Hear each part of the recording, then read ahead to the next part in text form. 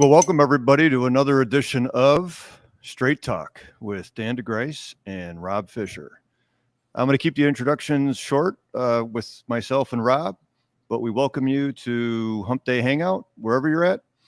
And we're going to have a conversation with our good friend, F.O.O.L.S President Ben Fleagle. And I'm turning it over to Rob. Danny, it's good to see you, buddy. You've got all this fancy stuff now. I mean, you're stepping up in the world. I never thought a senior citizen would be able to pull off this whole social media thing like you, but this is awesome. Well, what's really cool is, and I did hear what you said, but I'm going to totally ignore it. But part of it is that now that I'm retired, which you are not, and I know you're coming up to that, but we get to access all those funds that we saved for a lot of years. And so then you get to buy really cool stuff. That's awesome. Make your voice sound better. So yeah, I love your voice. It's that sultry kind of whiskey cigar sound. I mean, this is great. It makes you sound better. It doesn't. How do you know what I have over here? Well, it doesn't. The whole system doesn't make you look any better, but it makes you sound better. So, it's good. It's good to be back. It's been I think it's been 2 months since we did the last one. This is not confession, okay? You don't have to go. It's been 2 months since my last confession. Yeah. Well, yeah, it's been a few months. You and I went to Catholic school, so maybe most don't know exactly what we're talking about. But but it's good to be back I'm up in Washington. I know my wife is tuning in. She's home in Vegas. So hi, honey, I love you. And Ben is on the top of my list of some of my favorites, and I cannot wait to have a little bit of a conversation with him. I've had a lot of these conversations, but I can't wait to share it with everybody else. Yeah, I love your guys' pullovers. Obviously, I don't have one because I was not a board member, nor did you think about me when we put this together. But that's really cool. I remember when I first met y'all and you came to one of the conferences, y'all had your button downs, and you kind of looked at it between Union Strong, an organization, and if you owed your group any money, you know what I mean. It did look like we were mafia at the time with our button ups, but these are our pajamas. These are our F.O.O.L.S pajamas, and it's good. Please don't stand up. Yeah. So now that we got all the kidding around, Ben Fleagle, welcome. How you doing? How you doing, Chief? I'm doing great. It's good to see you. It's been a while since 2016 or 2017. Last time the e-board was at Rosecrans, I think. Yeah, it's certainly been a while. I've seen your podcast. I've seen that you've moved up the ranks in the F.O.O.L.S organization to current president. We did reach out to Richie Stack, but he chose dollars over being here with us. He was the former president, so he's rehired today. I don't know if he's listening. I'm sure he'll text one of us if he is, but at least we have you. And we kind of wanted to talk about your journey, not only in the fire service, but we've had some conversations, and actually recently, in regards to, we'll use mental wellness, right? People use behavioral health. You could talk about stigma, substance use, mental health, but I want to really kind of change the narrative a little bit to mental wellness and what that looks like, more from a strength-based aspect. So I like with that. Yeah. With that said, just give us a little introduction of yourself. Let the people who don't know you know you. Okay. Well, as they always say, if there's a Marine in the room, don't worry, he'll let you know. And so I served in the Marine Corps from 84 to 88. And as I got out kind of a knee-jerk reaction to the probably due to PTSD among the people that were leading me. And I was sick and tired of trying to make my way with that leadership. And I look back on it now, and they were all Vietnam vets. And And I wish I'd had a more patient and different attitude back in those days.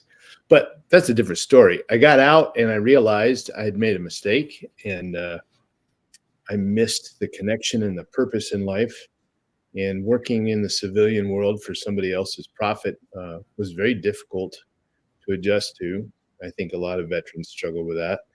And I gravitated to the fire service largely because my father-in-law at the time told me, "You're trying to become a cop. Stop that. You'll get yourself shot. Become a firefighter. You'll make a great firefighter." So I got in with Orange County Fire as a paid call fireman, and it was a busy house where the paid call guys ran with the career guys, and you could make a decent little wage off paid call firefighting in that time. And so I started going to my first classes on firefighting. I took firefighter one with the county department academy, and a couple years into that, I was divorced and I needed a full-time job to take care of my family. And I got laid off in my civilian job. I was doing aircraft work, and so I gravitated to a paid position in the fire service. And then there was an opportunity to go to Alaska, and I had a new wife and a new family to put together, and it seemed like the thing to do. So I came up here thinking I'd be up here for a couple of years and then head back. And one day my wife said to me, "If anything happens to you, I'm not going to go back." So I thought, well, I guess we're here. And so I had used the federal military fire system to get up here, and I'm not a federal worker. I don't enjoy that. So I looked around Fairbanks to find a place to go, and the University Fire Department was the closest thing to what I had experienced in California. Its professional attitude, its enthusiasm.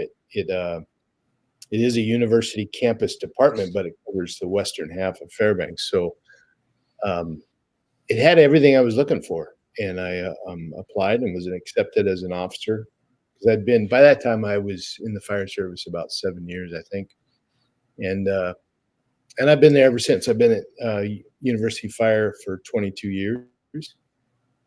Was promoted to battalion chief in 2000, at the same time as I was becoming president of the F.O.O.L.S. So that's me in a nutshell. What else you want to know? Hey Ben, let's talk a little bit about the F.O.O.L.S. then. You and we met, and I'll let you kind of tell the story because I'd ruin how we get, how the F.O.O.L.S. and your connection to the F.O.O.L.S. is,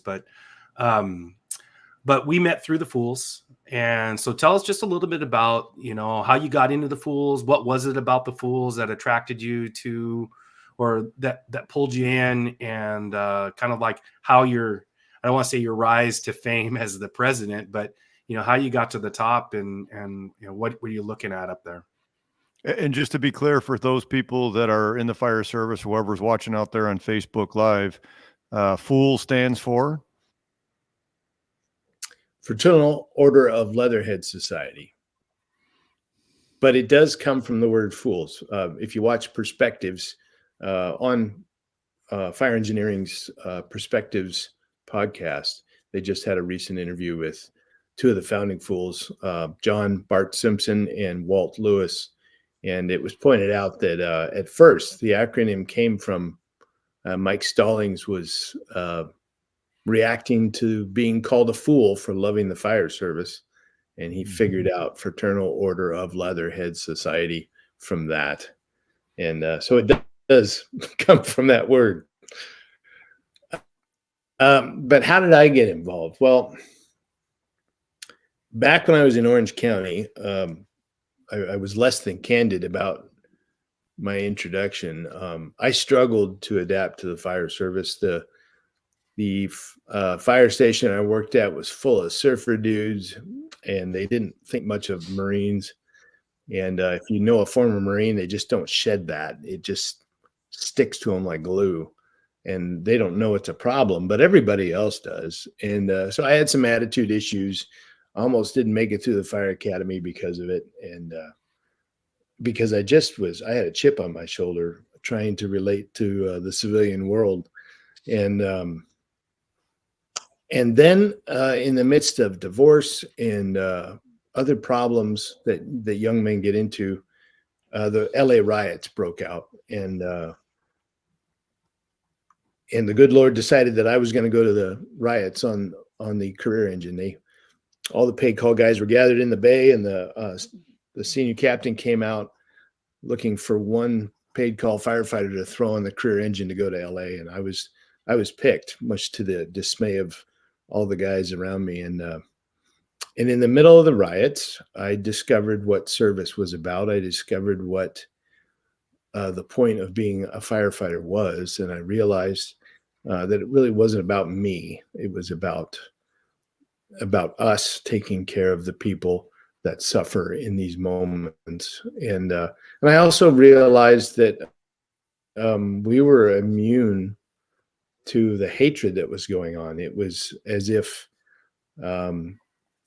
certainly we represented authority, but the angst and wrath veered off when it came towards us.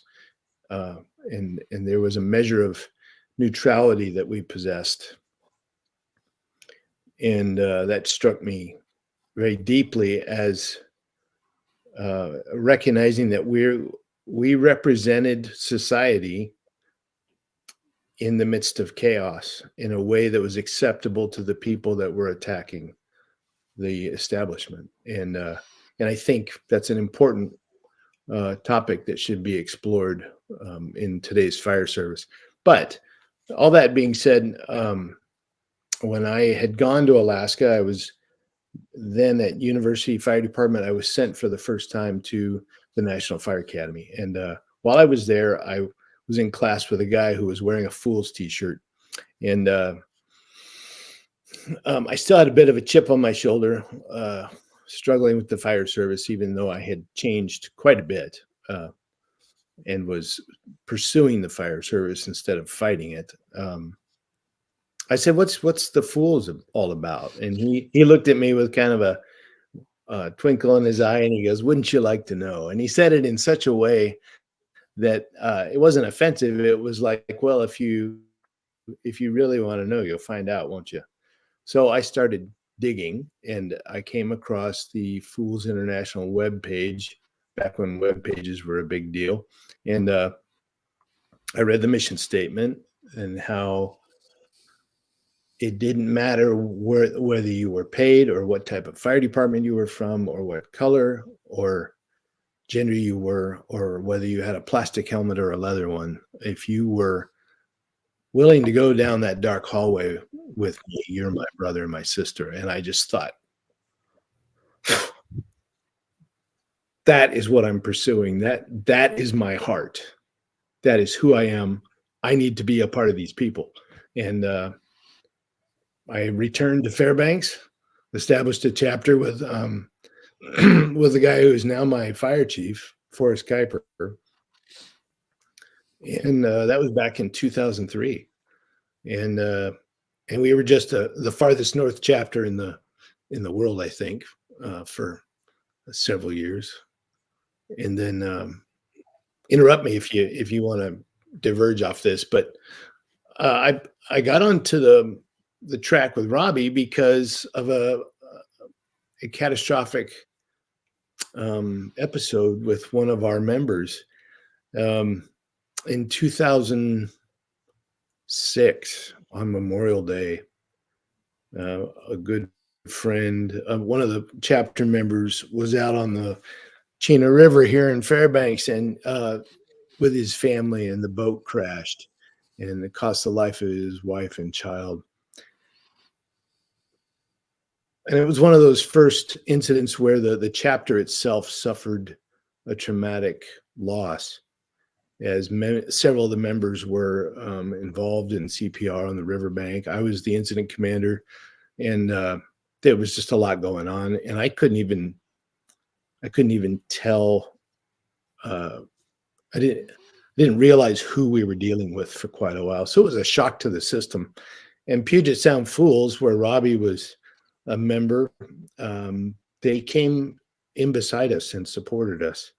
That's how we became close with them. That's how I met Chad Berg and Rob. And Chad Berg and Rob were the duo back then. And I was also doing a lot of writing in those days. And they pushed a lot of my articles out because I didn't do it through publication. I did it on a blog. And they would call me up and say, "Hey, can we distribute this?" And I'd say, "Sure." And so I began to get a name through those guys. And over time, they put our chapter in for a Brotherhood Award, and the Fools International accepted our nomination and presented us with an award. So we had to go to convention. That was our first time at convention. And then that's where I physically met these guys. But I should mention, I met them before, earlier than that, in 2006. My parents were moving from Bellevue, Washington to Issaquah, Washington, to a retirement community. And I was flying down to help my dad and my brother with the move. And I was talking to Chad Berg and said, "Oh, I'm heading down. Maybe there's a chance we could meet up. I'd love to physically meet you for a change and meet you and Rob and the rest of 72." And Chad said, "Were you going to ask for help?" And this is the first time I really, truly encountered the Brotherhood as I now know it. Because I said, "Well, why would I ask for help? We've never met." And he goes, "Oh, don't be ridiculous. Well, we'll help you out." And so I'm standing in the front yard of the house with my brother, who's he's not a firefighter or anything like that. He works in an office, and his knowledge of firefighters is fairly limited. And so he said, "Who are these guys that are coming to help?" And I said, "Oh, just some buddies of mine. And they're firefighters." And he goes, "Oh, how long have you known them?" And I said, "Oh," as they drove up, I said, "A couple seconds, actually." And they showed up with the trailer, Puget Sound Fools, with the clown holding the Halligan going, "Ah."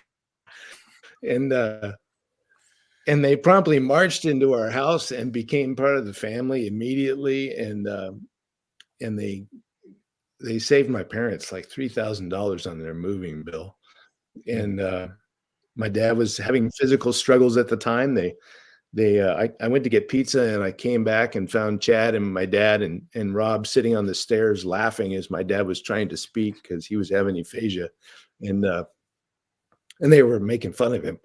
he was laughing with them, and I was just in shock. I just thought these are some of the finest people I've ever met in my life, and so that's how I got tangled into this web. And it just went from there to Richie Stack and pulling me onto the e-board when he was looking for somebody to do the secretary position. And I got pulled in with Chris Bednarek, and he and I are tight. We're the Ben and Chris team on the e-board. He was treasurer, I was secretary, and Richie was developing the e-board into a more professional team from the early days where Ellen was the strength. Ellen Brown was the strength of the e-board for so long, and they needed to give her a chance to take a break because she did it from the early days until we took over. She continued to come back and rescue the e-board.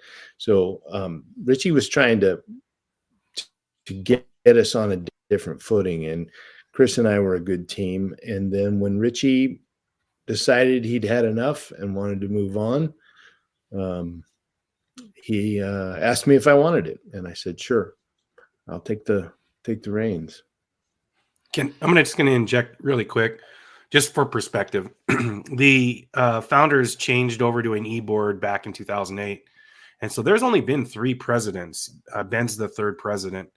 And each one has improved the Fools International, from my perspective, being part of the Fools for a long time. has improved the F.O.O.L.S, and Ben's been doing a great job. Richie did an awesome job, and I know that we'll tie this back around, but our connection with Danny came through the F.O.O.L.S, and Richie made the connection and working at Chicago and all that other stuff. So Richie brought the ball forward, and Ben's now picked it up and has continued to move it forward. It's been great. Yeah, and so I appreciate the storyline, because things don't just happen, right? I mean, they do, but it's with intent, from the founders to Richie to you, and we're going to get to where you're at now and where you want to go with the F.O.O.L.S. But you kind of mentioned something that is strong in peer support, the fire service, a lot of different careers, especially the military, which is connection and purpose. So we want to keep that in mind. And that's really why Rob and I wanted to have you on here. Plus, a lot of people, I think I've asked you before, real quick, how many chapters there are and how many members total? We fluctuate quite a bit, but never out of two parameters. We're either at about 150, 55, 58 chapters to a max of 180 at the most. And currently I believe we're about just shy of 160 chapters, because we just had 2 more pop up. But 7,000 members is our current total, and that's active members. Over history, we've had over 20,000 since the organization was created. So that's a wide net all over the United States, and obviously including Alaska. The mission of it, from when I learned it from Bobby Halton, and because he mentioned the F.O.O.L.S, and I'm like, never heard of it. And asked him a couple of questions, kind of like you did when you were at the National Fire Academy, the person sitting next to you. And then when I research it again, I continue to find how ill-informed I am, and come to find out that the president, Richie Stack, is a Chicago firefighter. I'm like, good gracious, and also I go back to really the NIOSH 5, right? And the 5 reasons people get injured or killed on the job. And it's poor or lack of communication. And so from what I've learned from Richie and you and the team, and Rob was the educational director and training director for many years after Mike Dugan from FDNY, huge responsibility, but it's really training and education. And from what I remember talking to all of you in the executive board, really focused on skills and ability, right? But typically that was associated with firefighting. What it wasn't, right? And we can even talk about, and not to point fingers, but even National Fire Academy or state academies or anything. And where we met was actually at a behavioral health symposium, which I started back in 2016, because there were none that I knew of. There might have been, but as far as I know, there were no arenas solely for firefighters, EMS, or first responders to talk about mental well-being. It was only included in different health and safety conferences or state conferences or whatever it was, but very small. And I remember talking to Rich and I brought him to my former employee or employer, and he's like, "What am I doing here?" And let's be honest, a lot of times, even like when we asked you to be on the show, you're like, "Okay, what do you want us to talk about?" Well, we have a delivery of questions, but also wherever it takes us, because we're trying to communicate to all the listeners the progression and understanding of primarily what your organization is doing and how you have built in mental wellness to support, as you mentioned, the connection and the purpose and the longevity of the men and women in the fire service.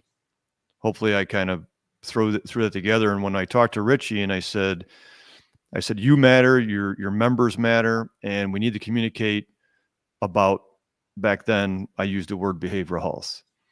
And he's like, okay, I like that. Now tell me more. And through our relationship, meaning not just Richie's, but Rob's and yours, we've had those conversations. And they're more often now. But so take us back to when Richie brought, and this is for both of you, Rob and sorry, my brain, right, Ben? When Richie came back to you and said, hey, this guy from my department works for an organization, wants to include and invite the F.O.O.L.S to a behavioral health symposium and then be a part of the Southside F.O.O.L.S, which I am still. What went through your head? I'll go to Ben first. I was kind of excited about it. I was new to the e-board at the time. I'd only been with the e-board about a year, and I was still feeling my way through it. And I have immense respect for Richie. I have immense respect for Chicago Fire. The idea of going there and discussing what every firefighter knows is in the background, whether they want to admit it or not. It appealed to me. I didn't know what we were getting into, though. And I quickly realized that it was a bigger deal than anticipated. Because in those days we were still just learning what the numbers were and the amount of people affected by it. And I think at that time, Rob and Chad had some losses in Snohomish County from suicide, and it was beginning to catch our attention. And I knew people back in Fairbanks that were struggling, so I was ready to hear what had to be said.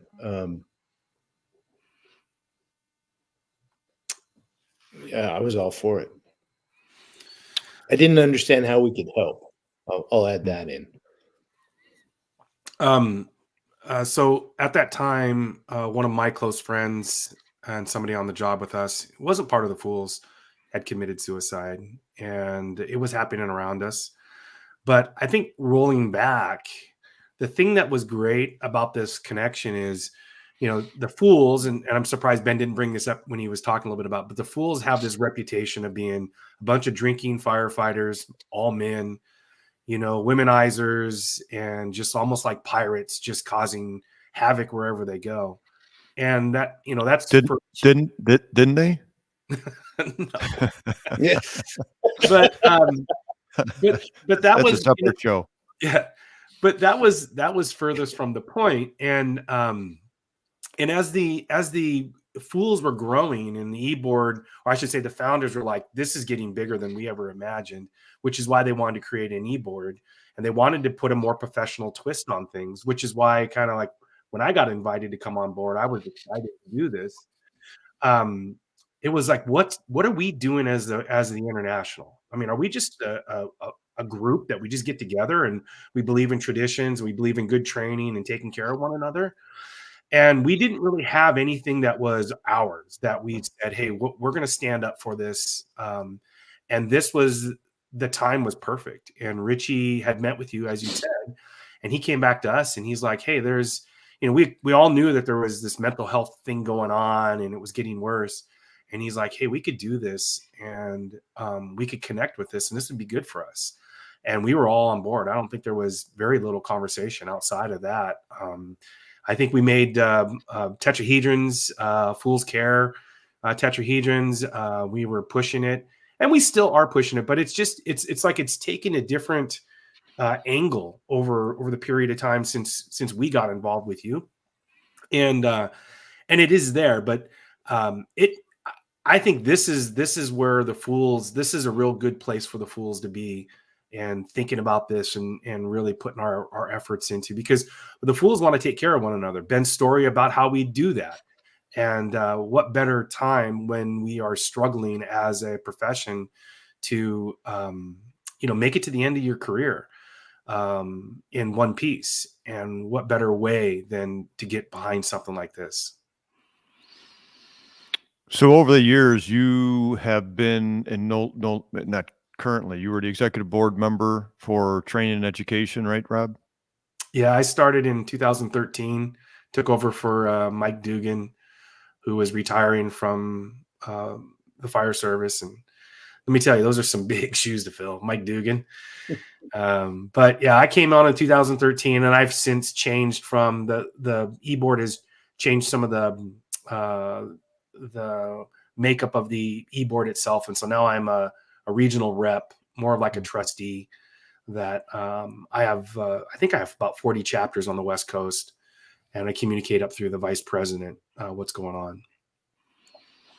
Yeah, so that network and that communication line has expanded, which is good, but it's also important from your seat, Ben, is who you communicate to. And again, like span of control, 6-1 or 7-1. I'm trying to remember from my studies in the past. You trying 3 to 5 is where you want to 5 math. You trying to communicate to 7,000 or 20,000 people is difficult. I know you have a podcast that you initiated or Rob initiated, or both of you are the co-hosts. What is currently on your agenda that you are trying to direct for F.O.O.L.S International? Well, the past 4 years,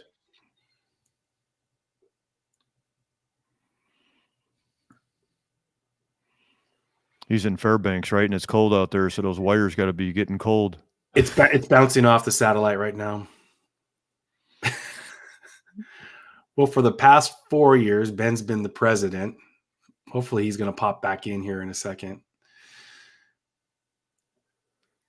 Well, that's okay. But you kind of probably know from his dissemination and what he shared is he's played his part in the board itself, and now he's the president. What have you learned that Ben wants to implement?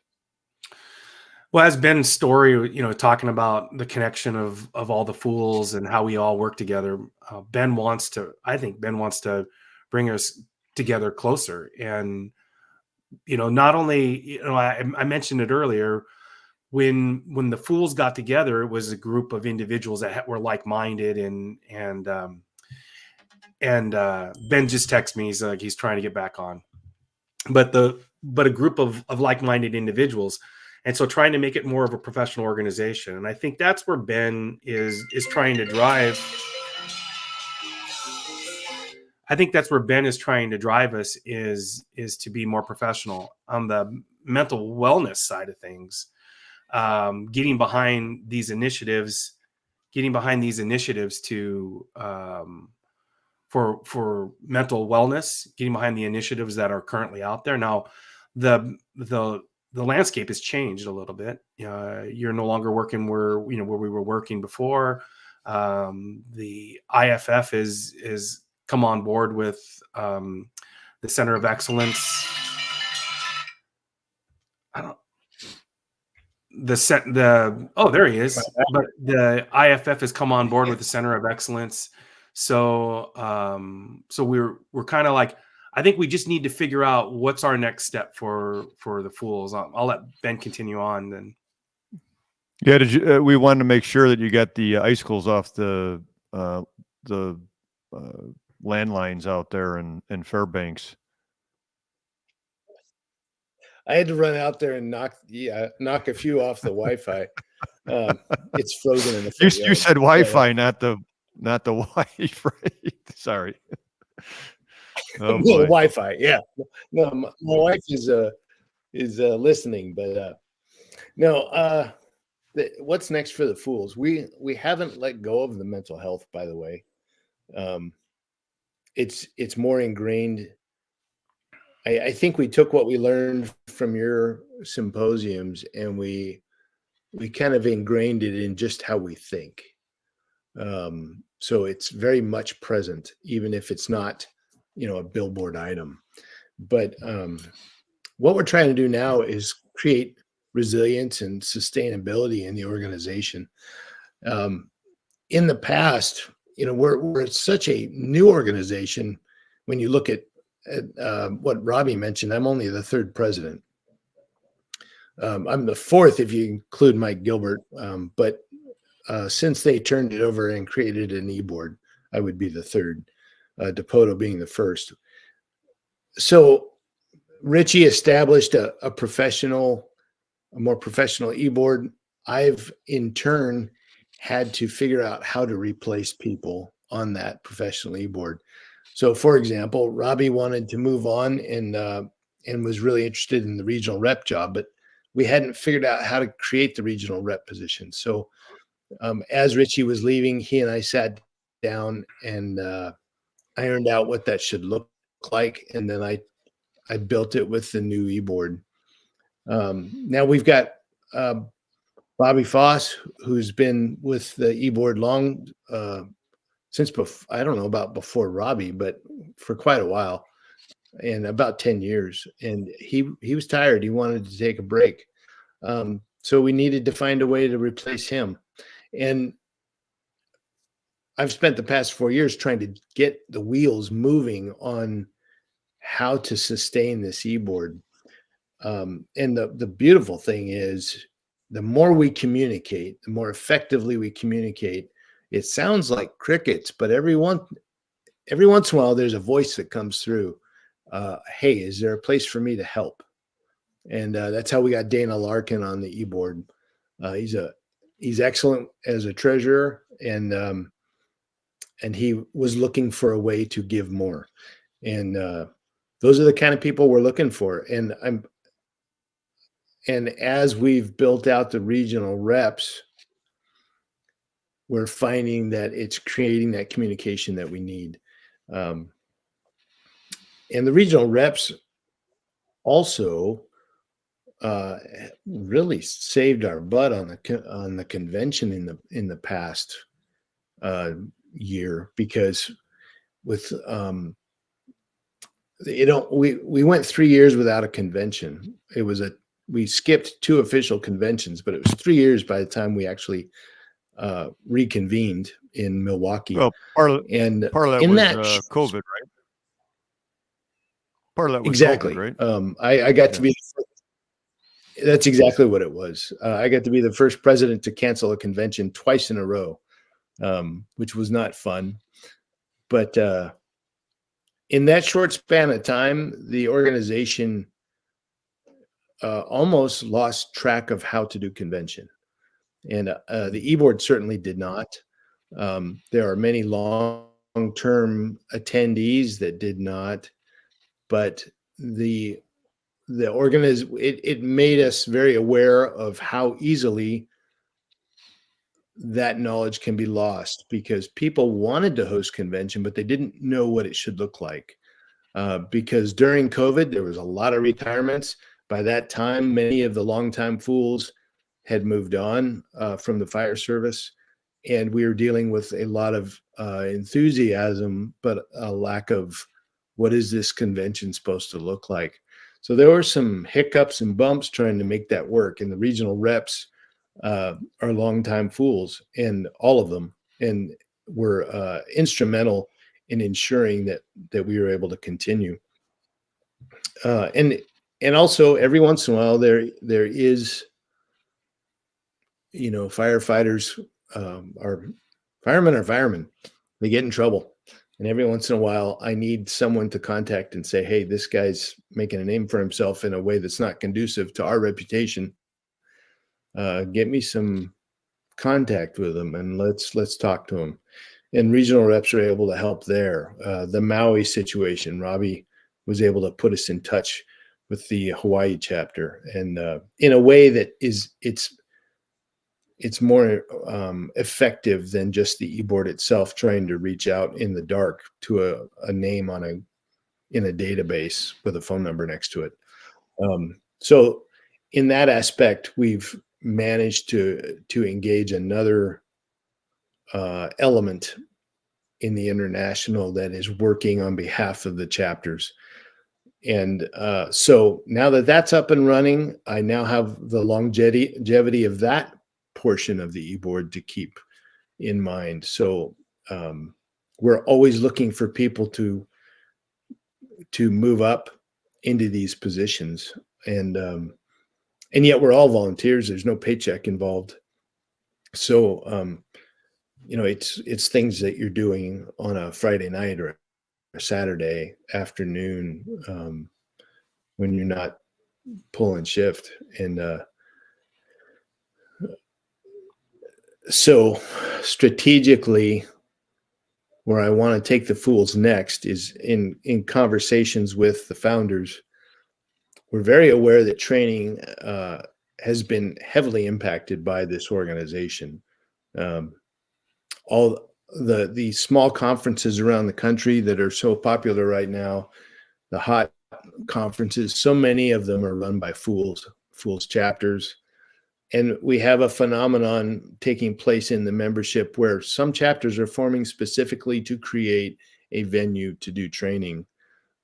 And while that is good, there is an element of the warrior poet, that Bobby Halton outlined, that can easily be lost in those situations because it becomes about business. And Jim McCormick was really helpful to the e-board in helping us understand as we were grappling with the whole training enthusiasm that was exploding within our organization. And he pointed out, you guys are set up as a fraternal organization. You're not set up as a business like I am. And there's it seems like a subtle difference, but the ability to manage and fund and insure with coverage, insurance policies, all the liability involved, that's a huge challenge for a chapter. And so when a chapter forms with the goal of providing quality training to its local firefighters, and it's seen all these other entities like Brothers in Battle, and they want to be like that. They want to create this dynamic training organization that takes an enormous amount of effort and time and capital, and it takes a driving type of personality to lead it all. And brotherhood can be lost in that effort. So all that to say, what we're looking at for the next couple of years, along with replacing all of the positions as needed, because Chris and I will be moving on eventually. We're trying to recraft the message to the old days to remind people why we became F.O.O.L.S, and that need to protect the fire service, the spirit of service, of being a public servant, that we have all fell in love with at one time or another. And going back to the LA riots, reminding each other that we fill a critical role in the structure of society. And as the fabric of society is ripped apart in these trying times that we've been experiencing around the country, it is the fire service that is uniquely able to stand in the middle of that and hold it all together.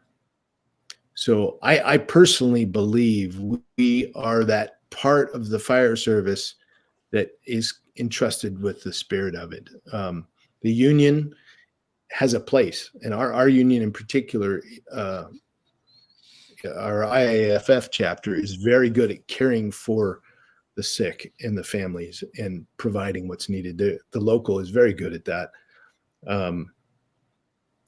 But so many firefighters around the nation don't have that. And we all know that that the union and the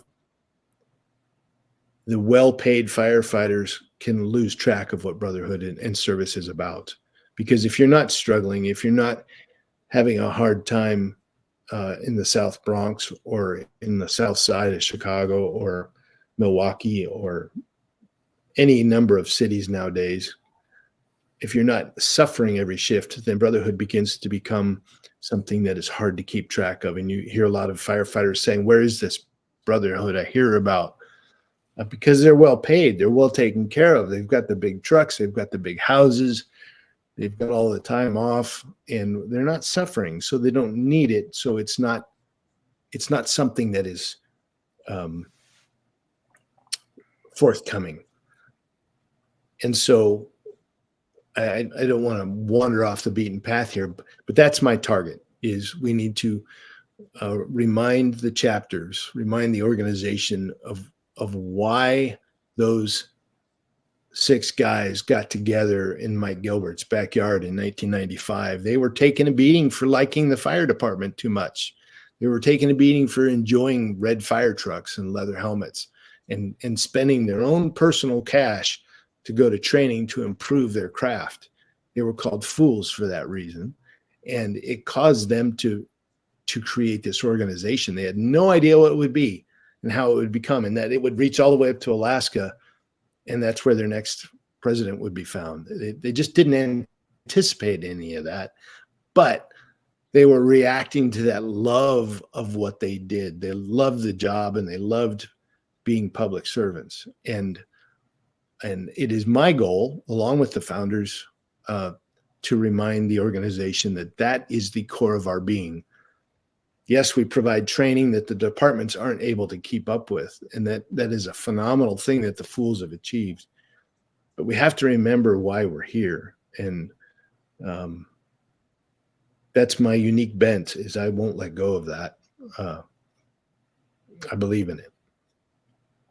No, that's great. You gave us you said a lot in really a short amount of time. Sometimes hours to chat, and we do that a lot of times around the kitchen table, the bar, or wherever, golf, things of that nature. But really, to have a conversation here is for anybody that ever thinks that they want to become the Fools president. There's a weight on there, and you've talked about building a communication system. You've talked about training and education. You've talked about going back to the basics and why the organization was established. You talked about being able to play in the sandbox with other organizations, mission focused, and trying to help those in need. That's no small task. And again, that's just some of what you just said. Let's be honest. The reason that I had 30 years in a career, you guys are in the career, many of the people that are listening, one, if not the best job in the world. The only one better is what I found today when I got my 3% COLA raise, is being a retired firefighter. And I don't have to I don't have to go to work and I get a raise. But not everybody gets that. I understand that. I'm just talking from my own sense. And I wouldn't say surviving the fire service. There's been a lot of accidents in my favor that have prolonged my my longevity in the career. And I want to stay connected, going back to what you said, right? To connection and a purpose. And Bobby Halton and currently David Rhodes, the editor-in-chief of Fire Engineering and the educational director for FDIC, supports Fools International, mental wellness, training, education, communication, and all the NIOSH 5 that we need to continue to focus on, so NIOSH doesn't have to do an injury or death report, right? You talked about 2 things that we have learned and are currently learning in the fire service, in peer support, in companies, and in organizations like yours is succession planning. It's one thing to get to the top of the mountain. It's another thing is staying there. And not to say that you're, okay, I'm the president of the F.O.O.L.S. You take that as a serious position. And I know from talking with everybody from your executive board, how serious they take that on. But one thing that we found out now and currently in the fire service is, have we built a mentorship to have a succession planning? One of the things that I was on a podcast yesterday with Michael Laura, who used to be out in the East Coast as a chief and now is in Florida and is an EFO. And I think you currently got your EFO, or you're right. Yep. So congratulations on that. Yes, yeah. And his thing is called mentorship, and how to bring along the next person, or even to find the next person, kind of like what you've said in the e-board, or, the F.O.O.L.S organization, as wide as it is. I don't know if I have a question there, as much as more of a statement to reiterate something that is that most people in your positions are pondering, but it is a weight, not to mention skill sets and abilities.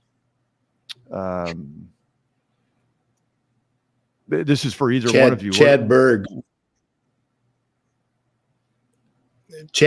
told me one time he was frustrated about an experience he'd had, and he made the comment that if this job isn't a little bit heavy for you, if there isn't a burden to it, maybe you're doing it wrong. And I ended up writing an article off that because it just struck a chord with me, and I feel that way about this position I'm in right now. We're charged with the perpetuate, I don't even know how to say that word, the longevity of this organization and the care of it and the protection of it. So being an e-board member is just a serious thing. It took a while for that maturity to, I think, focus in. And right off the bat in 2020, when I took over, I made a comment to the e-board. I said, one of my primary objectives is to find my replacement and start right now, because I think it's going to, based on the lack of interest in people stepping up, I think it's going to take a while. So you pointed out, you asked the question, have we mentored enough to create that sustainability? And my attitude is no, we have not. There is mentoring going on among people that are self-driven, like Robbie. He's been out pursuing the people that will help him go where he wants to go. And I think that is taking place throughout the fire service. However, on a large scale basis, the people that are running the organizations within the fire service are not finding them because they're looking in the wrong places. The F.O.O.L.S have kind of generated a problem. And I think there were other sources that contributed to it, but we were certainly a major factor in that we made being a backstep firefighter really popular. And we made the basic tools really popular. And people that wanted to teach about that kind of thing realized the F.O.O.L.S were out there doing that, and the two came together. And so F.O.O.L.S has become synonymous with the most savvy dudes on the back of a fire truck. And that is where people want to be. That's where our talent is. That's where our motivated people are. And they don't view chief officers and education as a worthy calling anymore. The caring for the organization is not a priority in their eyes. What they want, the experience of being a firefighter. They want to be the good Jake. And we have as an organizational or as a profession, we've lost the ability to draw those young people, those quality young people, to the ranks to learn to care for the organization. And when they do look, what they see is problems between men and women, problems with race, problems with behavior in the firehouse. They see suicide. They see economic burdens. They don't want anything to do with it. And EFO is struggling to connect to people and show its value to them. And jump in here with me, Rob, because I know you're confronted by many of these same things over the past several years. There's a misunderstanding of what it means to mentor someone. And, I'm sure you've seen over the past decade, departments come out and say, well, we're starting a mentoring program, and we're going to take these guys and we're going to bring the retired guys back, and we're going to put them together. And Rob and I are a part of the Young Officers on Fire on social media, trying to do the same thing. And it doesn't work, because you don't tell the mentoree they're going to be mentored by this mentor, and that's just the way it's going to be. That's not how mentoring works. Mentoring happens between two people who go, I really respect you and I would like to invest myself in you.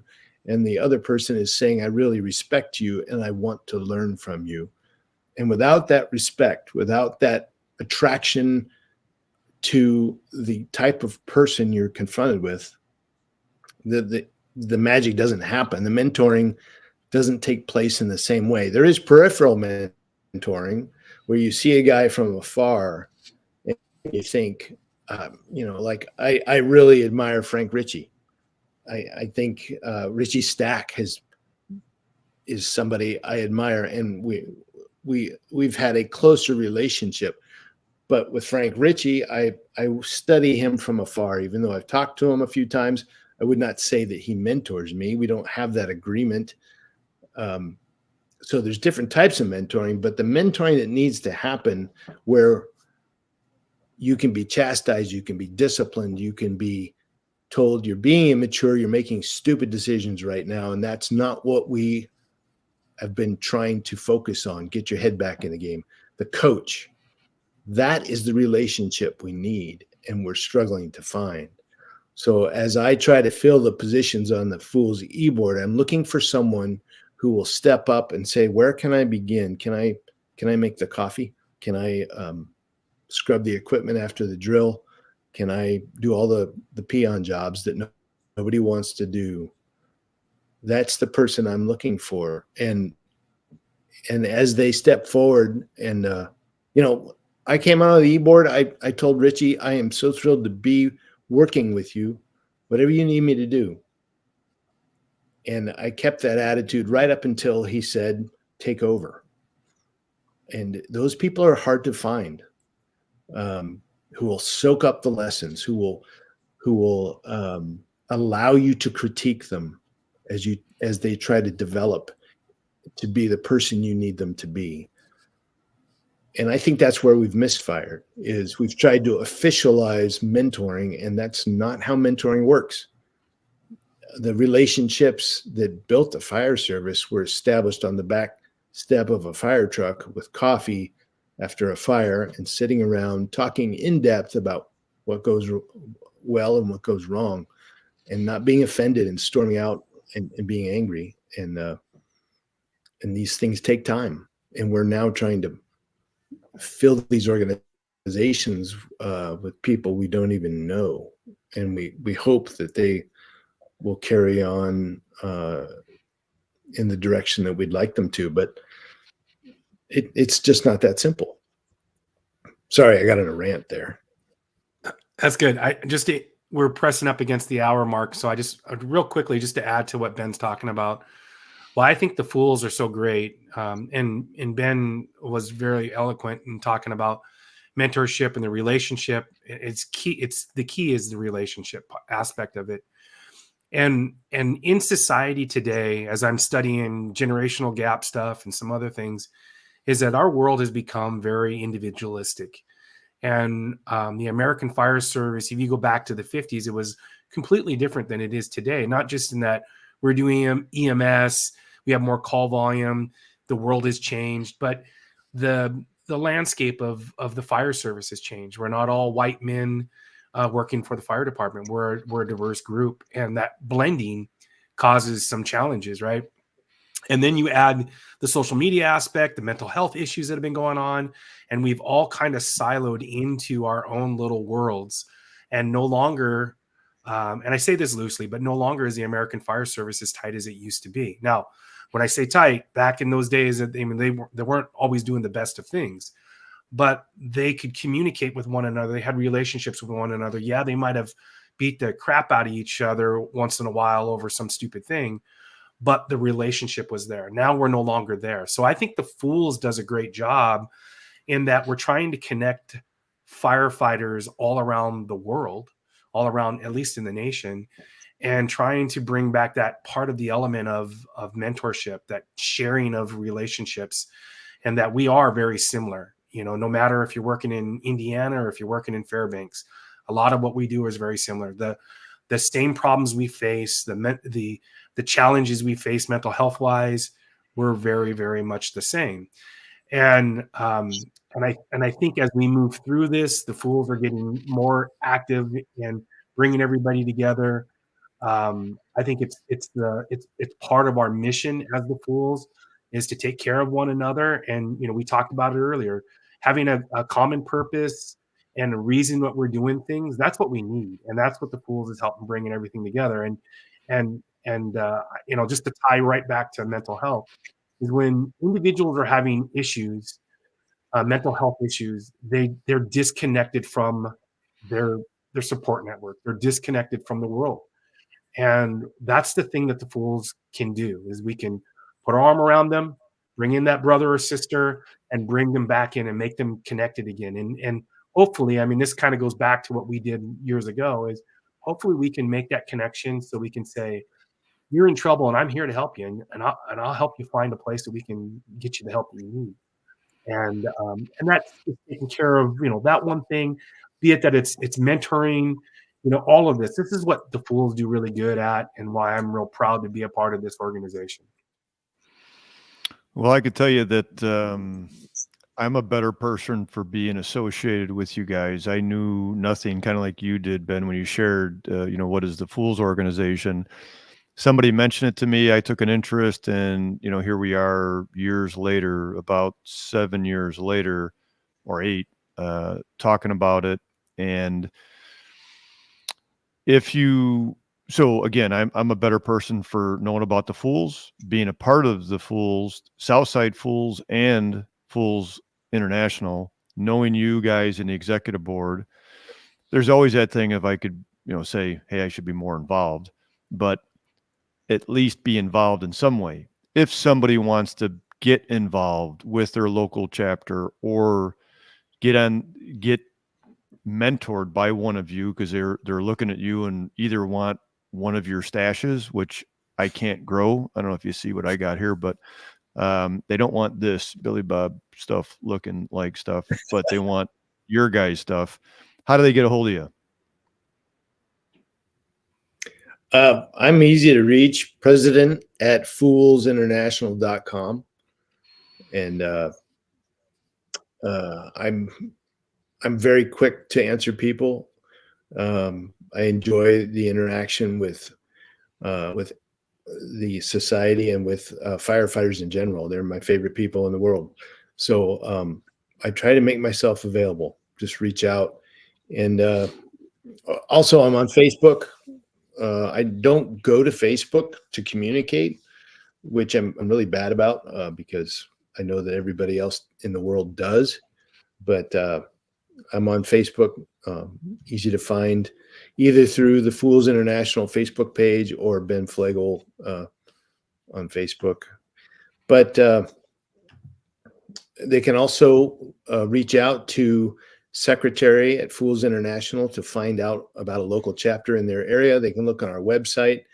There's an interactive map there that shows where the chapters are, and they can plug in that way. But it should be said, each chapter is has a large amount of autonomy, and that's one of the magical things about the organization is we allow the chapters a great deal of leeway in shaping their character and who they will include and what portion of the fire service they want to represent geographically. So a chapter might be just one single fire department, or it might be a regional thing with many fire departments involved. And we don't force a chapter to accept somebody as a member. Many chapters do sponsorship, which means you have to know somebody to get in. And those are all measures to keep the t-shirt collectors away and try to bring in quality people that, as I said at the NFA, when that firefighter responded to my question, he was challenging me. If you really want to know what this F.O.O.L.S organization is about, well, then you'll pursue it and you'll get into it. And I did.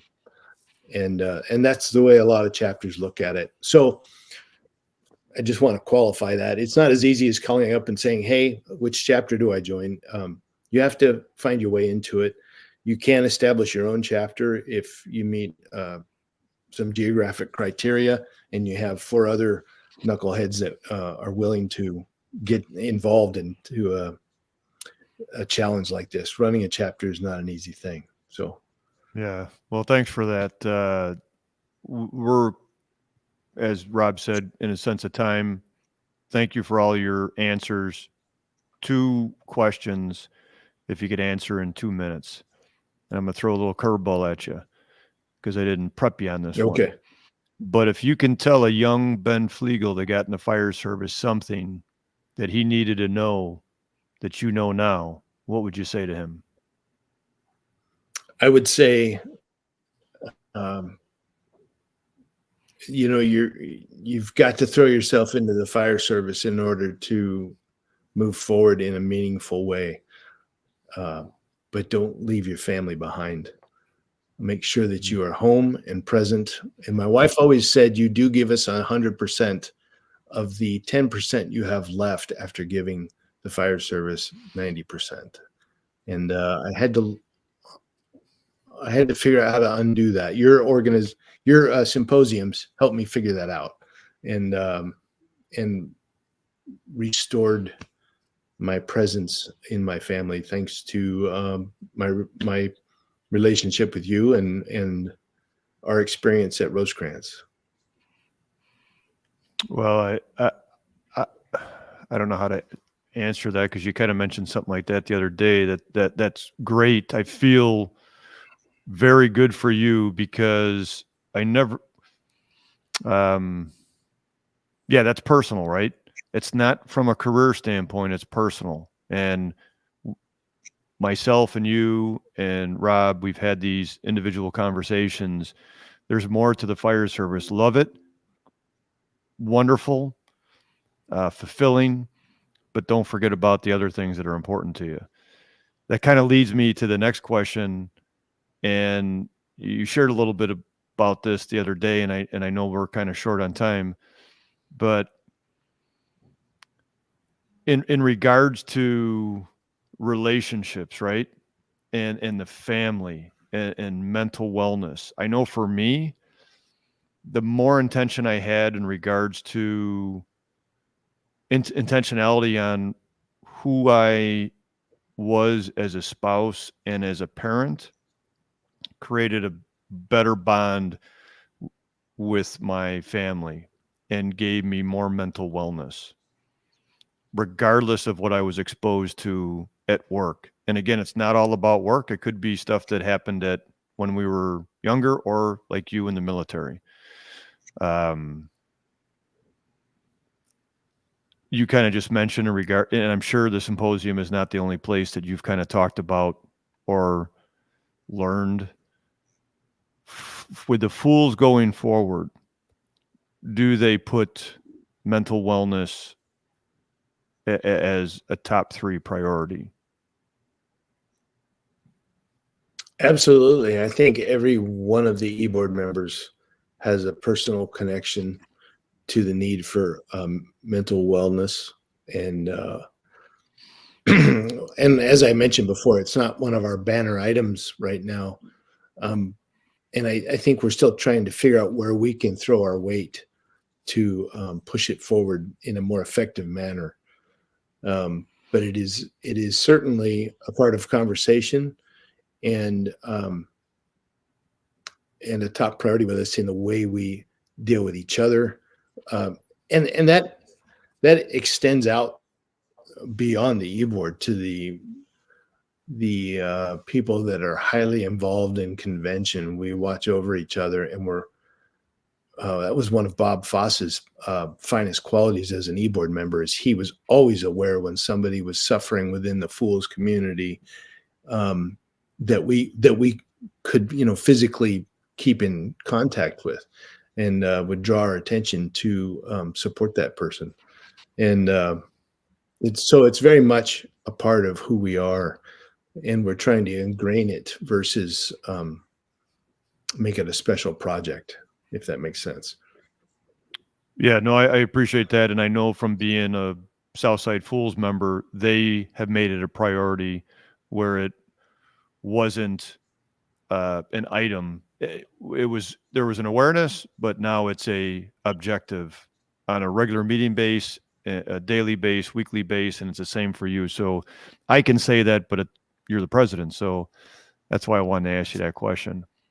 Honestly, from both Rob and I, we really appreciate you being here, taking the time out, sharing. I know we've had some people that have been watching here, and as they say, heavy is the head that wears the crown, right? You are that person, but you also know there's a succession plan. So thank you for being here. Rob, you want to close us out? Yeah. I'll just say that if you need to get a hold of me, you can get a hold of me at westcoastrep@international.com. It's all one word.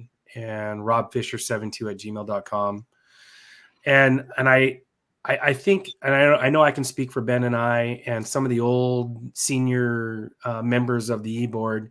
We've all had our challenging times, not just on the e-board, but just in our careers and our personal lives. And so we've all been there for one another. And I think a good portion of the American Fire Service has some dark times. And if you didn't, you probably were not really engaged in this profession to the level that is needed or that's required for the protection of the community that we serve. So not that it makes it right, but I know that I've been through a lot, and Ben's been a big supporter.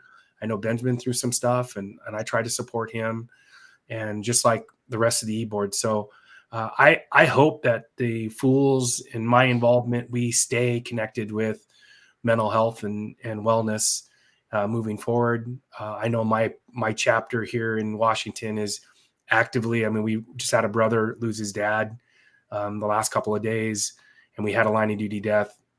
So Puget Sound F.O.O.L.S have been active in trying to take care of other brothers and sisters in our area.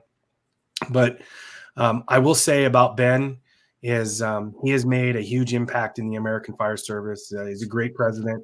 Not that Richie wasn't. Richie was a great president as well, but Ben is a great president for where this organization is going and where we need to go. I get connected all the time. We've hired members that have worked with Ben up at the University of Alaska, and worked with him. I've been to conferences where somebody says, "Oh, Ben Fleagle, he was my captain when I was at the university." So Ben has made a huge impact on the American Fire Service at the firefighter level, at the mentoring level. He's part of our Young Officers on Fire group. And so I think Ben is one of the best there is in the American Fire Service. And it's a pleasure to have you on with us today, brother.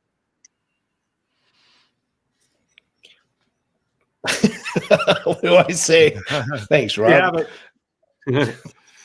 Hey, Ben, I don't know if you saw. I feel like can you see? Wait, can you see what I got here?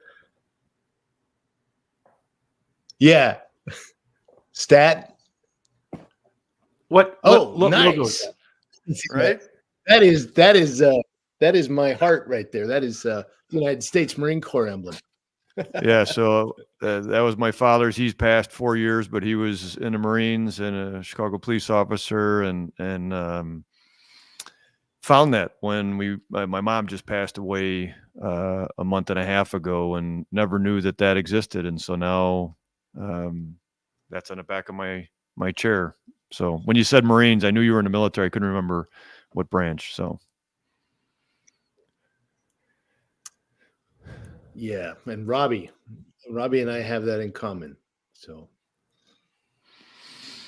all right, well, for all of you out there, thanks for joining us, and we'll see you in a couple of months on Straight Talk at Humpday Hangout.